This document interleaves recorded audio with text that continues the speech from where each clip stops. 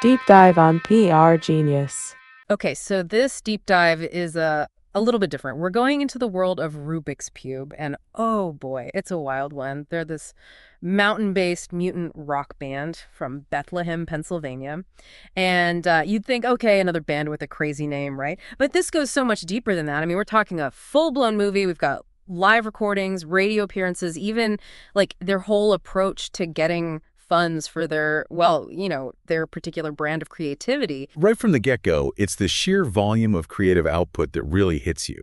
It's not just the music, it's this whole ecosystem they've built. We have a crazy amount of source material here, snippets from their movie Rubik's Cube Must Be Stopped, their Camp on Fire show, some Slack radio stuff, a couple GoFundMe campaigns, an article about them opening for Life of Agony, a concert review, a WFMU playlist, their video for Yetiism and a young female, a live performance, YouTube About page, even a Reddit discussion about their movie, and a Vibrate.com profile. Yeah, it's a lot, right? So for this deep dive, we really want to bring all these pieces together, give you a sense of what this band is all about. We want to go beyond just that mountain-based mutant rock label and get to the core of who they are, what drives their creativity, and how they connect with their audience, especially in their home base of the Lehigh Valley. I mean, with a band that's doing so much, where do we even begin? Well, I think the first thing to do is figure out who's at the heart of it all. Who are the actual members? The movie transcript gives us a pretty clear introduction. Reverend Nass, who also goes by Reverend Locke N.E.S. There's Rob and Felix Ahab Courage Wheatfield.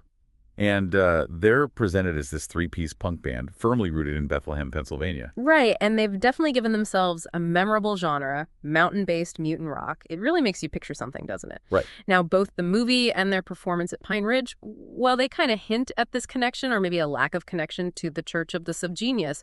We even hear about J.R. Bob Dobbs and that whole Slack idea. Oh, yeah, that's a recurring element.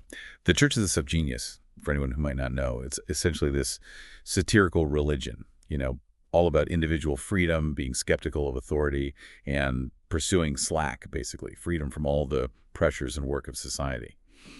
Their apparent embrace of all this seems to be a key part of how they break free from expectations in their music and performances. It's like they're creating this space for totally unfiltered expression. Absolutely.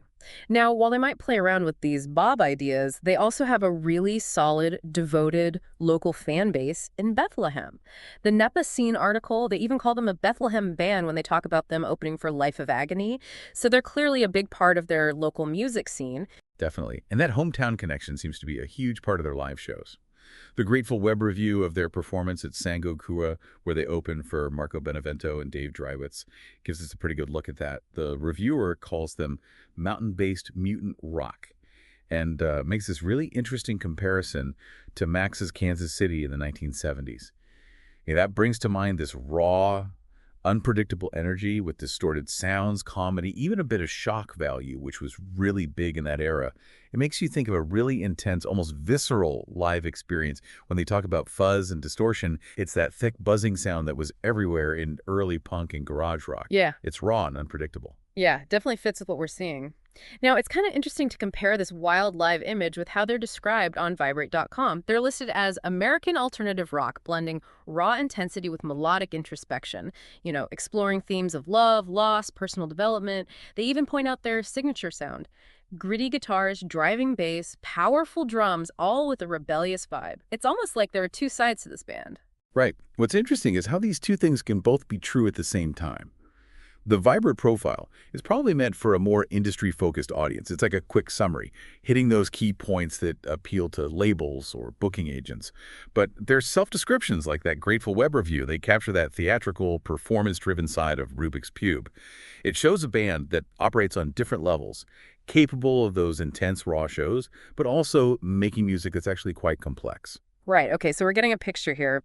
Bethlehem-based, playing this mountain-based mutant rock, maybe with a Subgenius influence, known for those crazy live shows, but also able to make more introspective melodic music. Now let's dive into this movie of theirs, Rubik's Cube Must Be Stopped. The Reddit thread paints it as more than just a movie. It's part documentary, part adventure, and well, definitely all Rubik's Cube. It follows this unsuspecting fan named Biff who gets pulled into their world. And the excerpts from the transcript, they really bring that to life.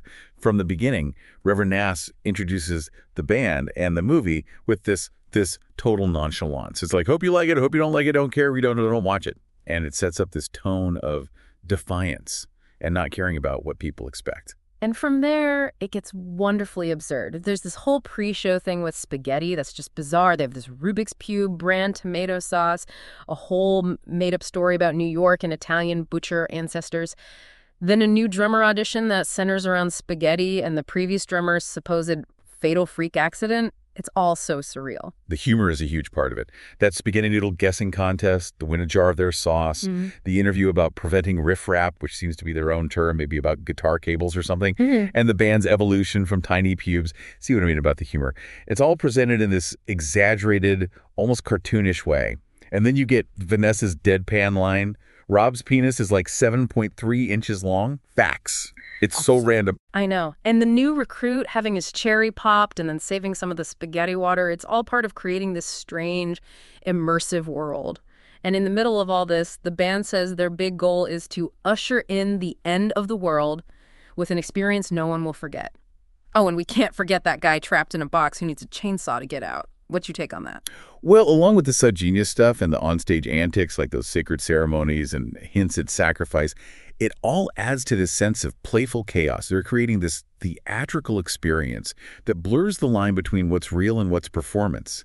That box scene, as absurd as it is, maybe it's a metaphor for feeling trapped, and needing extreme measures to break free. Right. And even when they're in a more traditional setting, like the Elephant Talk Indie Music Awards in Atlantic City, it's still seen through their skewed lens. They win Punk Band of the Year and Community Band of the Year.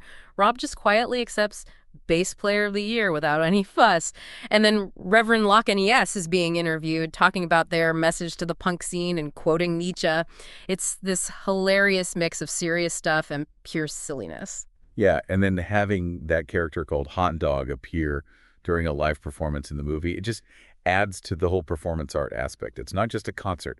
It's an event where anything can happen, and the audience is part of it. And them explaining Bob and the concept of B, it's probably another inside joke, maybe related to the Church of the Subgenius. And it just shows how much their humor is rooted in that. So the movie seems like this wild, sprawling, consistently funny journey into the heart of what Rubik's Cube is all about. Definitely more than just some music videos. Now, let's switch gears and talk about their live shows and touring. We know they opened for Life of Agony at the Sherman Theater in Stroudsburg. The NEPA Scene article really makes a point of saying they're a Bethlehem mutant rock band, sharing the stage with a pretty big metal act. That's an interesting mix, isn't it? Yeah, it shows they're open to playing with different genres, or at least that they can appeal to a diverse crowd. And their performance at 𝘍𝘪𝘴, opening for Marco Benevento and Dave Drivitz, as that Grateful Web review says, it backs that up. That comment that they'd hit in just as well at Max's Kansas City at 𝘍𝘪𝘴, it really highlights how timeless and engaging their performances are. Right. And their Pine Ridge Fall Festival show, that sounds like a classic Rubik's Cube experience. Playing what they called illegally early, calling their set church, offering 100 non-GMO organic grass-fed music. That humor's right there from the start. Them drinking apple cider, except for Reverend Ness with her red wine's quirky. And then they launch into songs like 10 Minutes and Guido Mind Trick, which is, I guess, about being Italian. Yeah, the audience participation at Pine Ridge is fascinating. That hot potato game with the baby doll, the song My Baby's Chewing Batteries, and then an audience member, Brian, ends up birthing a smaller baby doll and winning it. It's all meant to be really interactive, creating these unexpected moments. And Reverend Ness actually explaining their link to J.R. Bob Dobbs and the Church of the Subgenius during the show, it really highlights that philosophical aspect of their performance art. Having merch for sale, hot sauce, t-shirts, CDs, stickers, posters. It's classic band stuff and lets fans connect with them more concretely. And don't forget Reverend Ness's comments about having kids in the audience with her own big baby doll. It just adds to that layer of playful, slightly unsettling performance art. The show ending with a message about Bob and their performance, it brings everything together.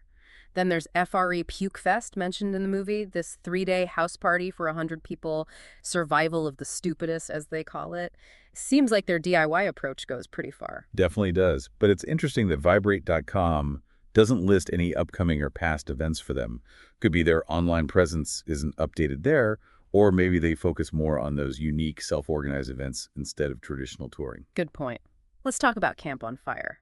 This seems to be them getting into online broadcasting, hosted by Rubik's Cube and America's favorite sexy cousin, Reverend 𝘍𝘪𝘨, with live music.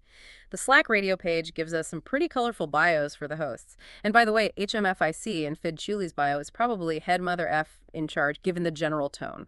The bios are just pure absurdist humor.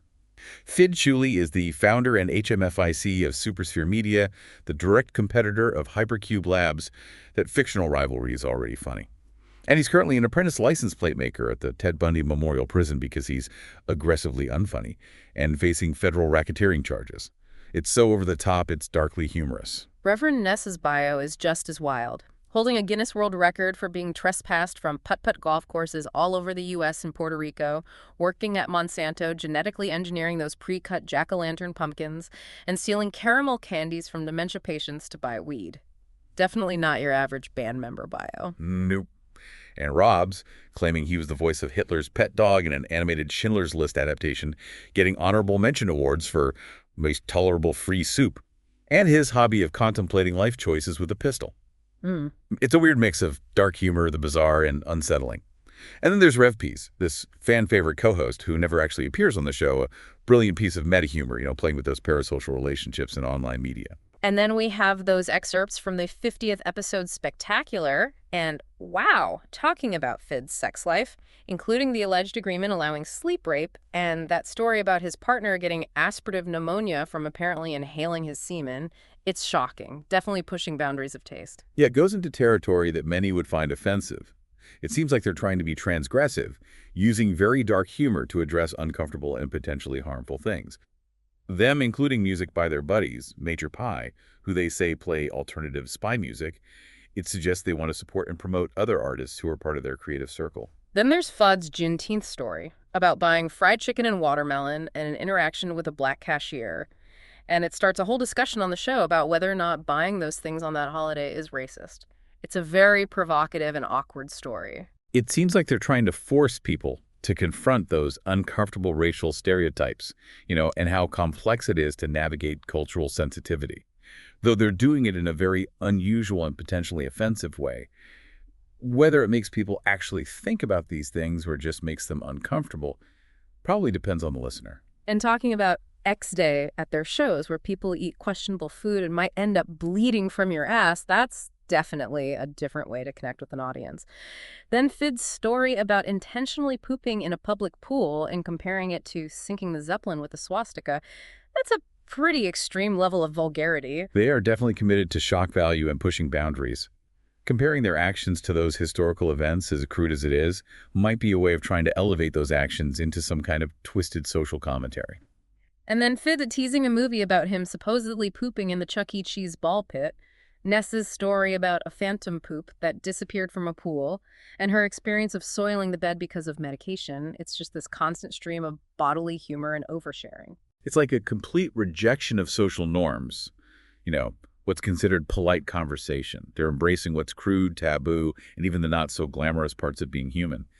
Then talking about Japanese dream playback technology and those weird dream stories they tell, it just adds to that surreal, sometimes disturbing feeling. Even trying to translate YouTube into Spanish is all part of this intentional absurdity. And then ending with a song by Papa Roca of the first ever Digital Church of Mind Slack. It brings us back to Subgenius. Camp on Fire seems like a totally unfiltered version of Rubik's Cube's core identity. Exactly. It's their platform to showcase their humor, the music they like, and those confrontational ideas, without the limitations of a traditional venue or broadcasting. Right. Let's look at their fundraising efforts now. We have that GoFundMe for March 2023, Help Rubik's Cube Get a Tour Vehicle. They raised over $1,000 trying to get a reliable vehicle to tour more. It shows the reality of being an independent band. Yeah, it's their DIY spirit and how they connect directly with their fans. They're not relying on the music industry for something as basic as a tour van, and asking their fans for help shows how close they are to their audience. Then there's that September 2024 GoFundMe for support for the Rubik's Cube movie. This one raised a bit more. It was for props, travel, equipment, and overall production quality. They even announced live filming dates in Atlantic City and Easton, Pennsylvania, and Halloween costumes were mandatory for attendees. Offering a producer credit for any donation with a thank you gift for larger ones seems like a smart way to get fans involved. And the movie being a collaboration with Hypercube Labs, remember that from Fid Shuli's bio? It hints at a network of like-minded creatives. Right. It suggests a whole group of people they work with. Raising funds for the movie shows how they want to be creative beyond music and live shows.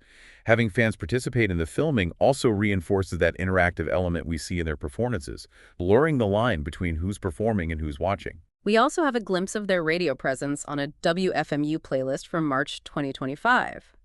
Rubik's Cube isn't listed as performing, but there's a comment from a listener, Julie P., who saw Children of Ween and Rubik's Cube live and met the drummer. They even say that they're better live than recording. That's a pretty big compliment, especially since WFMU is known for their unique taste. Yeah, it shows they're getting noticed beyond their local scene, even if their recordings don't fully capture their live energy, at least according to that listener. WFMU is known for their eclectic programming, so even being mentioned as part of a concert experience that someone heard on their station, it means something. Finally, there's the official video for Yetiism in a Young Female. Those lyrics you found are something else.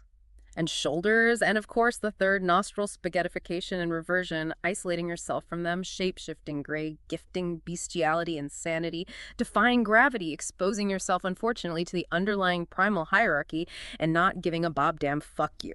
It's a wild mix of imagery and rebelliousness. It really does sum up a lot of what we've seen. Transformation, isolation, rebellion, absurdity, and that not giving a damn fuck you attitude that seems to be at the core of their expression. Viberate.com also shows what might be their more accessible side, musically. Songs like Grandma, MEOW, Cheating Bitch, I Was in a Coma, and 10 B's are listed as their top Spotify tracks, with Grandma, MEOW, highlighted for being upbeat and having clever lyrics. They list other noteworthy songs, My Baby's Chewing Batteries, Men Eating Ice Cream, and Rat in a Red Bull. The song titles alone give you a sense of their quirky, often humorous lyrics. The mention of albums like Cunnilingus Ouroboros 2022, Songs for Time Travel 2022, and Hypnostang 2021, and descriptions of their diverse experimental sound, it all shows how they refuse to be limited by any one genre or style. And their past performances at places like Club Kerrigan's and the Sherman Showcase, it shows they have a history of playing live and engaging with audiences, even though there aren't any upcoming events listed. Yeah, their online scheduling might not be complete, but they have a history of performing and engaging with fans, which is important for a band like Rubik's Cube. Them being described as high energy and musically diverse fits with everything else we've learned. So taking all this in, Rubik's Cube is a fiercely independent, truly unconventional band with strong ties to their local scene in the Lehigh Valley. Their creativity goes way beyond music. It explodes into filmmaking and this boundary-pushing performance art. It's all infused with the subversive humor and a connection, although often a warped one, to the Church of the Subgenius. Their DIY approach is evident in their self-produced movie and how they directly engage with fans through those fundraising campaigns. And even though they're locally focused, they've caught the attention of the wider music world, with airplay on WFMU and opening for bigger bands. It's fascinating how they managed to be both deeply rooted in their local scene and also exploring these broader, more creative and philosophical ideas. They are who they are, no matter how strange or confrontational that might seem. Exactly. And with all these different things they do, and them saying they want to usher in the end of the world in their movie, even if it's tongue-in-cheek, what do you think they're trying to achieve with this mix of music, mayhem, and philosophy? Are they just pushing the limits of what's acceptable artistically and socially? Or is there a deeper message, maybe even a satirical one, hidden in their mutant rock? What's your main takeaway from exploring the strange and unique world of Rubik's Cube?